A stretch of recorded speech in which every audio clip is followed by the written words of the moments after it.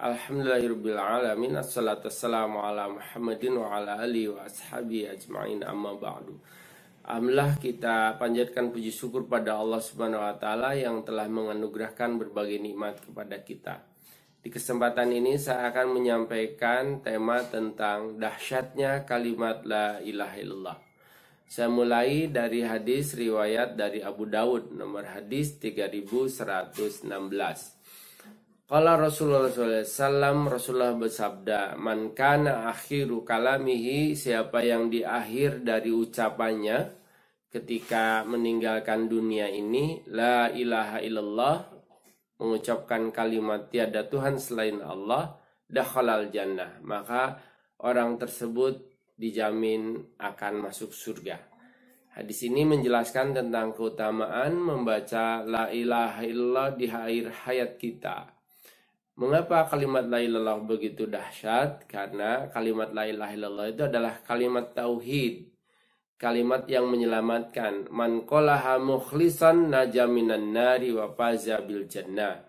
Siapa yang mengucapkannya dengan ikhlas karena Allah, maka dia dijamin akan masuk surga.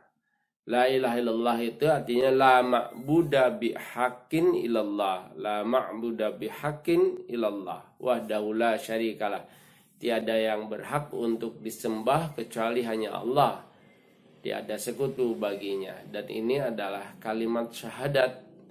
Jadi menunjukkan kalimat ringkas pendek tetapi fadilah al-adimah, keutamanya itu sangat agung sekali.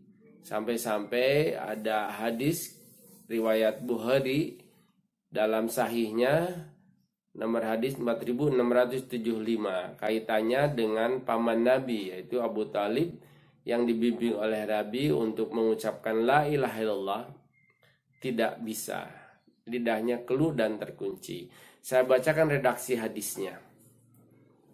Lama hadarat Abu Talib al-wafah, ketika ajal datang pada Abu Talib, dakhala alaihin Nabi SAW, lalu Nabi masuk ke kamarnya Abu Talib. Wa indahu Abu Jahal wa Abdullah bin Abi Umayyah. Di samping kanan kirinya itu ada Abu Jahal, Umar bin Hisam ya, Amr bin Hisam. Dan di sebelahnya lagi ada Abdullah bin Umayyah. Faqala Nabi SAW, lalu Nabi itu bersabda kepada pamannya, ya ammi, wahai pamanku, kul, katakanlah, la ilaha illallah, uhajjulaka indallahi, agar aku bisa nanti menjadi penyafaat panjenengan di hari akhirat. Paman, ucapkan kalimat terakhir, la ilaha illallah, uhajjulaka, agar aku bisa menjadi hujjah, bisa mengajukan hujjah, mengajukan alasan untuk memberi syafaat kepada panjenengan nanti di hari kiamat. Lalu apa respon dari Abu Talib? Dia diam. Justru yang berkata Abu Jahal dan Abdullah bin Abi Umayyah itu berkata begini, ya Abu Talib, atarghabu ammillati Abdul Muttalib. Abu Talib, apa kau di akhir hayat itu benci terhadap tradisinya Bani Muttalib? Kau mengucapkan la ilaha illallah, maka itu sama dengan membenci agama tradisi kita. Lalu akhirnya Abu Talib pun tidak bisa dan tidak mau, karena sungkan gak enak dengan Abu Jahal dan Abu Umayyah. Akhirnya Nabi dengan meneteskan air mata berkata, la astaghfiranna laka malam anha anka.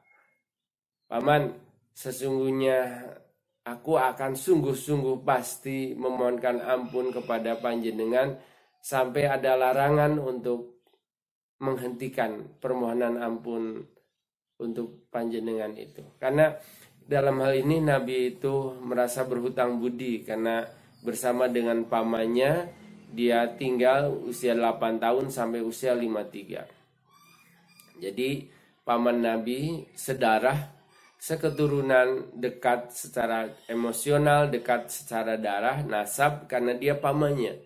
Dan mengasihi menyayangi Nabi setulus hati. Bahkan anaknya Abu Talib, Ali bin Abi Talib itu menjadi sahabat yang paling dekat bagi Nabi. Taruhan nyawa dilakukan oleh Ali bin Abi Talib ketika akan hijrah menggantikan posisi Nabi. Bapaknya Ali bin Abi Talib, Abu Talib, itu menjadi orang yang paling sayang dan menjaga membentengi Nabi dari segala macam gangguan. Cuma disayangkan di akhir hayatnya dia tidak mau mengucapkan syahadat, tidak mau mengatakan la ilaha illallah, padahal itu kalimat yang sangat singkat. Lalu Nabi bersabda bahwa, paman, ya sudah, kalau tidak bisa mengucapkan, saya akan memohonkan ampun untuk panjenengan agar Allah mau mengampuni sampai saya ditegur oleh Allah atau ada teguran dari Allah, maka tidak akan memohonkan ampun untuk panjenengan. Tidak lama setelah itu maka turunlah ayat surat At-Taubah surat ke-9 ayat 113 yang bunyinya adalah makana lin nabi walladzina amanu ayastaghfiru lil musyrikina walau kanu ulil kurba. Gak pantas, gak layak, gak boleh bagi seorang Nabi dan orang-orang beriman lainnya untuk memohonkan ampun kepada karib kerabatnya kalau atau bila dia tetap dalam keadaan musyrik. Jadi diharamkan, dilarang, tidak boleh, nggak pantas, nggak layak memohonkan ampun sekalipun itu karib kerabat, keluarga dekat, setelah dia nyata-nyata musyrik.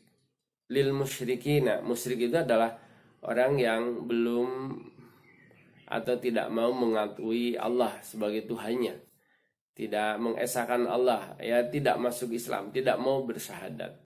Lalu ayat ini masih dilanjutkan, min ba'di ma tabayyana lahum annahum ashabul jahim. Setelah nyata baginya itu dia akan masuk neraka jahim.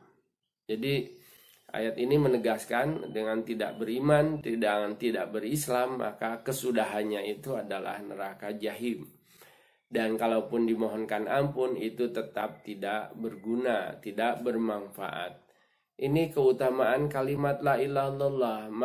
Meskipun dia pendek, namun dia menjadi penyelamat. Ini menjadi indikator seseorang apakah dia husnul khotimah atau tidak.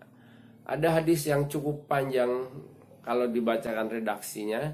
Saya akan bacakan saja kisahnya dalam bahasa Indonesia, lalu nanti saya sematkan di dalam deskripsi YouTube-nya ini. Jadi tentang kalimat la ilaha illallah yang luar biasa itu ada cerita oleh Al-Khatib Al-Baghdadi dalam Tarikh Baghdadnya. Berikut kisahnya. Jadi Abu Ja'far At-Tusturi mengatakan, kami pernah mendatangi Abu Juhrah Ar-Razi yang ia dalam keadaan ajal. Lalu di sisi Abu Juhrah itu ada Abu Hatim Muhammad bin Muslim, An-Munjir bin Sajan dan sekumpulan ulama lainnya mentalkin Abu Juhrah, mengajari Abu Juhrah agar mengucapkan la ilaha illallah.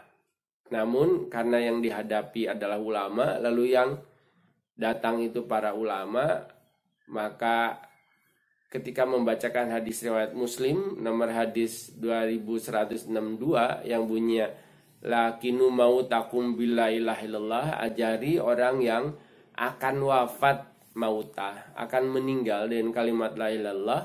Lalu masing-masing yang ada di sekeliling Abu Juhrah itu ya menyertakan sanadnya, perawinya.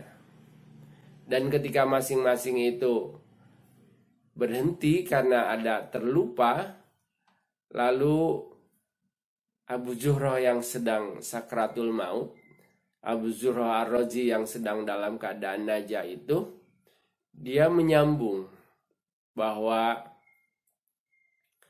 dia mengucapkan dengan sanad yang lengkap.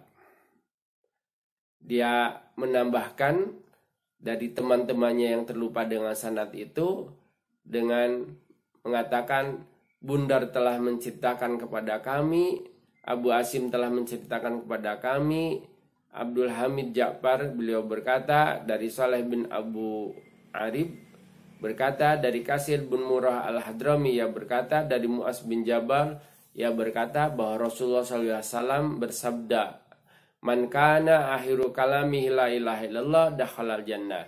Siapa yang di akhir hayatnya mengucapkan la ilaha illallah maka akan masuk surga. Begitu selesai dia membawakan hadis lengkap dengan sanadnya, lalu meninggal dunia. Jadi ada orang yang bahkan bukan hanya sekedar kalimat la ilaha illallah, sampai lengkap menahrij hadis lengkap dengan sanadnya sampai perkataan la ilaha illallah, lalu dia wafat. Itulah Abu Zur'ah Ar-Razi. Kalimat la ilaha illallah bukan hanya didapat nanti setelah kita wafat, bahkan ketika di dunia ada kemanfaatannya. Bahkan satu-satunya kata yang bisa menyelamatkan orang itu hanya la ilaha illallah. Hingga Nabi pun merajuk meminta dengan sangat kepada pamannya agar bisa mengasih syafaat. Karena pamannya tidak mampu mengucapkan la ilaha illallah, maka Nabi pun angkat tangan. Yang akhirnya turunlah surat ke-9, surat At-Taubah ayat 113, di mana di situ warning, larangan dari Allah untuk memohonkan ampun sekalipun kepada karib kerabat, keluarga dekat, dan pernah selalu telah berjasa kepada yang bersangkutan, tetap tidak boleh untuk memohonkan ampun karena dia tidak mau mengucapkan la ilaha illallah sebagai syahadat. Padahal itu hanya separuh syahadat.